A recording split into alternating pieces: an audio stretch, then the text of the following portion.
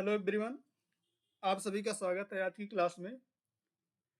आज हम लोग एक इम्पोर्टेंट टॉपिक के बारे में बात करने चल रहे हैं, क्योंकि हमने कुछ प्रीवियस ईयर के क्वेश्चन देखा तो इसमें ये क्वेश्चन आया हुआ है, और एक बार नहीं 2 से 3 बार क्वेश्चन आया हुआ है।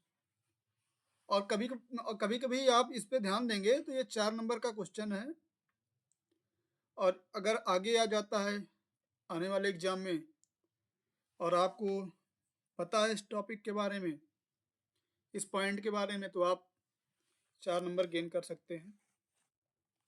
ठीक, तो ये बहुत बड़ा टॉपिक नहीं है, एक छोटा सा टॉपिक है, इस पर आप लोग ध्यान दीजिएगा, जिसका नाम है source of pyruvate and fate of pyruvate. यानी कि पायरुवेट का सोर्स क्या है, कैसे पायरुवेट की सिंथेसिस होगी, किसके थ्रू होगी, कौन से कंपाउंड है, कौन से मॉलिक्यूल हैं, कौन सा रास्ता है, कौन सा पाथवे है, और फिर उसके बाद जब पायरुवेट की सिंथेसिस हो जा रही है तो पायरुवेट का फेट क्या हो गया, पायरुवेट से क्या बनेगा। इस टॉपिक पे आज हम लोग बात करेंगे। तो चलिए हम लोग देर नहीं करते हैं, स्टार्ट करते हैं। सबसे पहले हम लोग बात करते हैं सोर्स ऑफ पायरुवेट। पायरुवेट की सिंथेसिस किससे होगी? तो पायरुवेट की सिंथेसिस होती है ग्लाइकोलिसिस पाथवे के थ्रू, सिस्टीन अमाइनो एसिड के थ्रू, लैक्टेट कंपाउंड के थ्रू, सेरीन अमाइनो एसिड के साथ, सेरीन अमाइनो एसिड से पायरुवेट की सिंथेसिस होगी। और एलानिन अमाइनो एसिड की बात करें तो एलानिन अमाइनो एसिड से पायरुविक यानी कि पायरुवेट की सिंथेसिस होती है।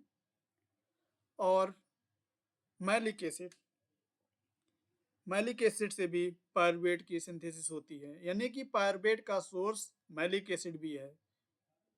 तो ये जो हमने 6 नाम बोले, जो हमने 6 सोर्स बताए पायरुवेट के, आप लोग ध्यान दीजिएगा कौन कौन से हैं। Glycolysis, cysteine, lactate, serine, alanine और मैलिक एसिड। ठीक, आगे हम लोग बात करते हैं। ये तो हो गया पायरुवेट कैसे बनेगा, किसके किसके थ्रू बनेगा, सोर्स क्या है पायरुवेट का। आगे हम लोग बात करने चल रहे हैं फेट क्या होगा पायरुवेट का। जब पायरुवेट बन जा रहा है तो उसके बाद उसका रास्ता क्या है, उसका फेट क्या है, भाग्य क्या है, वो कहाँ जाएगा। तो फेट जो है पायरुवेट का वो इस प्रकार का है। एक तो पायरुवेट बदल जाएगा एस्टाइल कोएंजाइम में। ठीक, फिर उसके बाद एक रास्ता ये भी है, पायरुवेट बनने के बाद एलानिन में बदल जाएगा, और एलानिन से ही सिंथेसाइज भी हुआ, एलानिन से सिंथेसिस भी हुआ, मतलब सोर्स भी है, एलानिन उसका फेट भी है। कितना इंटरेस्टिंग बात है।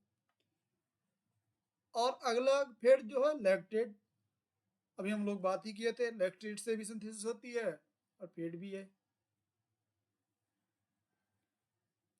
अगला हम लोग बात करते हैं पॉइंट, तो अगला फेट क्या होगा, ऑक्जेलोएसिटिक एसिड। पायरुवेट बनने के बाद ऑक्जेलोएसिटेट में बदल जाएगा। अगला फेट है इथेनॉल। और एक और इम्पॉर्टेंट फेट है मैलिक एसिड। यानी कि मैलिक एसिड से भी अभी हम लोग बात कर रहे थे कि ये सोर्स है पायरुवेट का। देखिए अभी हम लोग बात कर रहे थे जो इसकी पिछली स्लाइड में, उसमें क्या था कि सोर्स क्या हो सकता है पायरुवेट का। तो इसमें हम लोगों ने पढ़ा malic acid, alanine, lactate, cysteine, glycolysis. ठीक, हम लोगों ये सब पढ़ा हम लोगों ने कि ये सोर्स हो सकते हैं। एक और था सेरीन। अब आगे हम लोग बात कर रहे हैं कि फेट क्या होगा पायरुवेट का। तो उसमें से सोर्स 3 तो सोर्स कॉमन है, एक तो एलानिन हो गया, लैक्टेट हो गया, और तीसरा मैलिक एसिड हो गया। आप लोग ध्यान रखिएगा। ठीक, कौन कौन से पेट है पायरुवेट के, acetyl coenzyme A, alanine, lactate, oxaloacetic acid, ethanol और मैलिक एसिड। और सोर्स क्या हो सकता है, glycolysis, cysteine, lactate, serine, alanine और मैलिक एसिड। ये छोटी सी क्लास थी, आप लोग ध्यान रखिएगा। मिलते हैं हम लोग अगली क्लास में। किसी न्यू इम्पोर्टेंट टॉपिक के साथ। तब तक के लिए नमस्कार।